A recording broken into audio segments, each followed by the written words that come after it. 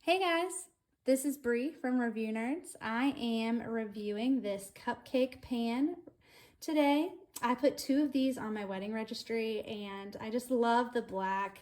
I love that it is non-stick. You can see the lining on it that's going to help it not stick. Cupcakes are some of the hardest things to get out of your liners because even if you use a cupcake liner, it can spill over and stick here. Or if you don't use a liner, you have to scrape it to get it out sometimes, even with spraying it with butter or anything. Sometimes it's just, cupcake liners are just really hard to get out.